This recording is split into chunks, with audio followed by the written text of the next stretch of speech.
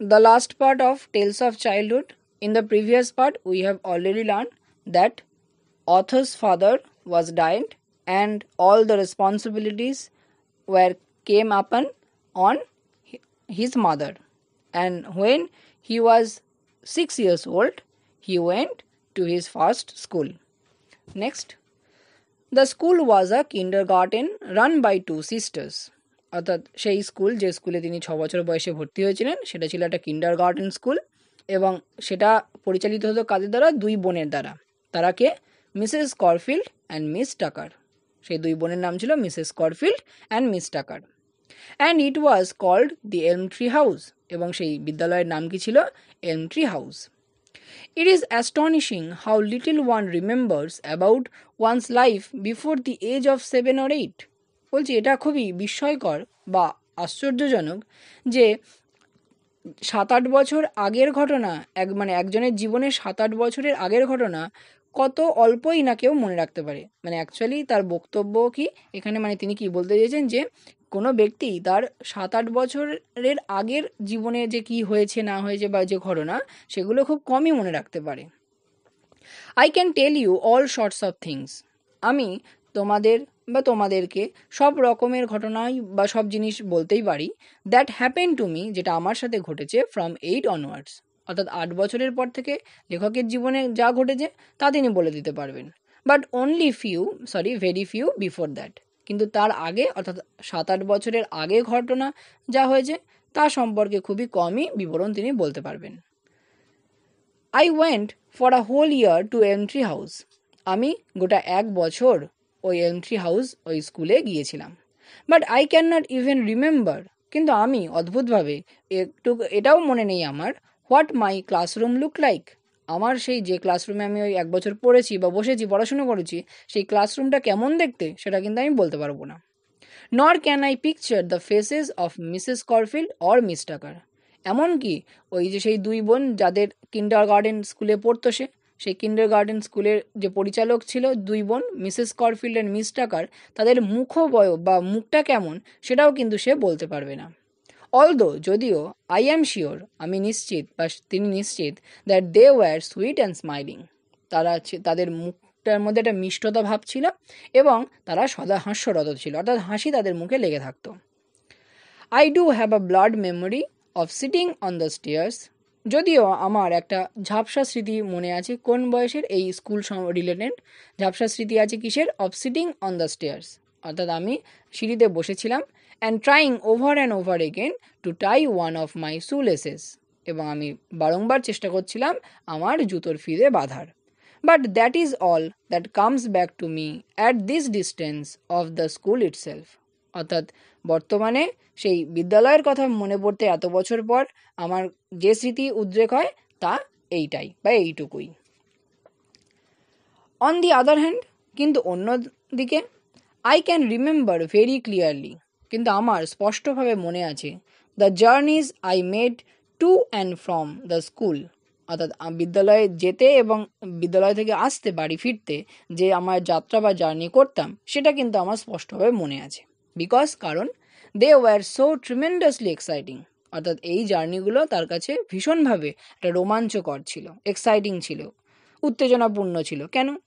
Great excitement is probably, অর্থাৎ এই প্রবল উত্তেজনা বা এই গ্রেট এক্সাইটমেন্ট হয়তো সম্ভবত দি অনলি থিং, একমাত্র জিনিস that really interest a 6 year old বয়, অর্থাৎ একটা 6 বছর কোনো বয়সী বালক বা বালিকা যাই বলো বালকের ক্ষেত্রে আগ্রহ করে বা আগ্রহী করে, and it sticks in his mind, এবং যেটা কিনা তার মনে গেঁথে থাকে বা আঁকড়ে থাকে, অর্থাৎ বলতে গেলে স্মৃতিতে থাকে। তাহলে অ্যাকচুয়ালি কবি এখানে কবি বলছি লেখক কি বলতে চেয়েছেন অথর? না বলছে গ্রেট এক্সাইটমেন্ট বা এরকম প্রবল উত্তেজনাই হয়তো কোনো একজন 6 বছর মানে বয়সী বালকের ক্ষেত্রে এরকম ঘটনা যেটা তার ইন্টারেস্ট জাগায় বা তাকে সেই টাইমে আগ্রহী করে তুলেছিল সেই জিনিসটা তার মনে রেখে দেওয়ার মতো। অর্থাৎ তুমি দেখো, তুমি পুরো মানে তোমার জীবনেরই 5-6 বছর বা 4 বছরের কোনো ঘটনা যেটা তোমার খুব এক্সাইটিং কিছু তোমার বা মনে রাখার মতো জিনিস সেইগুলোই কিন্তু মনে আছে, বাকি জিনিসগুলো কিন্তু অতটাও তোমার ভিভিডলি মনে নেই। ইন মাই কেস, এবার নিজের ক্ষেত্রে আসে, বলছে আমার ক্ষেত্রে এই গ্রেট এক্সাইটমেন্টটা কী ছিল? The excitement centred around my new tricycle. অর্থাৎ এই উত্তেজনা কেন্দ্র করে মানে কেন্দ্রিত ছিল কাকে নিয়ে? না একটা নতুন ট্রাইসাইকেল, অর্থাৎ 3 চাকার একটা গাড়ি। দেখো তোমরা ছবিতেও দেখতে পাবে যে 3 চাকার যে সাইকেল, সেই 3 চাকার সাইকেল বা ট্রাইসাইকেলকে কেন্দ্র করে তার উত্তেজনা ছিল ওই 6 বছর বয়সে। I rode to school on it everyday.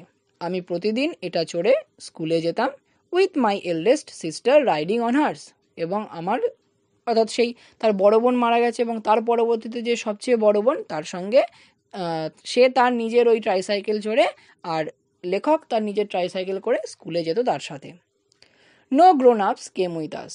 বড়রা কেউই তাদের সাথে বা আমাদের সাথে আসতেন না। অ্যান্ড আই ক্যান রিমেম্বার, এবং আমি এটা মনে করতে পারি, ও সো ভিভিডলি, খুবই স্পষ্টভাবে, how the two of us, কীভাবে আমরা দুজনে used to go racing at enormous speed down the middle of the road. অর্থাৎ সেই রাস্তার মাঝ বরাবর, এনর্মাস মানে বিশাল, মানে খুব দ্রুত গতিতে আমরা ওই রেস করতে করতে বা হচ্ছে যে প্রতিযোগিতা হয় না, মানে রেস করতে করতে দ্রুত গতিতে আমরা হচ্ছে বিদ্যালয়ে যেতাম। অ্যান্ড দেন তারপর মোস্ট গ্লোরিয়াস অফ অল, সব থেকে উপভোগ্য যে বিষয়টা ছিল এগুলোর মধ্যে, মানে এই যে রেসিং করে যাওয়া, মানে এই যে জার্নিটা স্কুলে যাওয়া এবং আসা, তার মধ্যে সবচেয়ে বেশি মানে মেমোরেবল জিনিস বা পিক পয়েন্ট কোনটা? না when we came to a corner, যখন আমরা রাস্তার কোনো একটা বাঁকে আসতাম, we would lean to one side, এবং সেই বাঁকে হয়তো আমরা কী করতাম, একটু বেঁকে মানে হচ্ছে একদিকে হেলান দিয়ে দিতাম।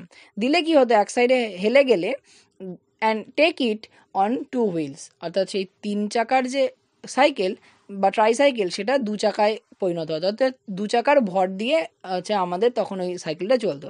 মানে অ্যাকচুয়ালি তুমি যদি ওই বিভিন্ন যে মোটর বাইক রেস বা হচ্ছে যে মোটোজিপি এই ধরনের রেস যদি দেখো, দেখবে যখন একটা বাঁক আসে তখন দেখবে বাইকার যারা থাকে বা রেসার যারা থাকে তারা দেখবে একদম রাস্তার সাথে শুয়ে পড়ে। ঠিক সেরকমই ওই দেখো ট্রাইসাইকেলটা নিয়ে যখন খুব গতিতে তারা যখন কোনো একটা রাস্তা, মানে রাস্তার মিডিল বরাবর তো তারা গতিতে রেস করতে করতে যেতই, ঠিক যখনই একটা কর্নার বা বাঁক আসতো ঠিক তখনই তারা একদিকে হেলান দিয়ে বা এরকম বেঁকে যেত, এবং ফলে গাড়িটা কাত হয়ে ওই 2 চাকার গাড়িতে এবং 2 চাকায় চলতো। All this you must realise, এবং এইসবে হয়তো তুমি অনুভব করতে পারবে, was in the good old days, এবং সেই পুরনো ভালো দিন, when the sight of a motor car on the street was an event. তাই বলছে যে সেই সময় মানে গাড়িতে মোটর কার দেখতে পাওয়া একটা যেন কোনো অনুষ্ঠান বা হচ্ছে কোনো ইভেন্ট, অর্থাৎ সেই ইভেন্ট মানে দেখার মতো জিনিস। অর্থাৎ সেই টাইমে অর্থাৎ মোটর কার বা এরকম মোটর গাড়ি হয়তো এতটাও সহজলভ্য ছিল না, খুব কমই দেখা যেত। তাই বলেছে যে সেগুলো কেন এরকম গুড ওল্ড ডেজ, অর্থাৎ তোমাদের মধ্যে প্রশ্ন আসতেই পারে যে ওরকম বাচ্চারা ওরকম মেন রোডের মাঝখান থেকে ওরকম করে যায়, তাদের কোনো ভয় হয় না? তাই এখানে লেখক বলে দিল যে কেন তারা এটা করতে পারতো না সেই সময়, অর্থাৎ গাড়ি ঘোড়া বা অত মোটর কার ছিল না, খুব কমই বা অল্প হচ্ছে মোটর কার দেখা যেত, তাই তারা ওরকমভাবে রেস করতে পারতো। And it was quite safe for tiny children to go tricycling and whooping their way to school in the centre of the highway.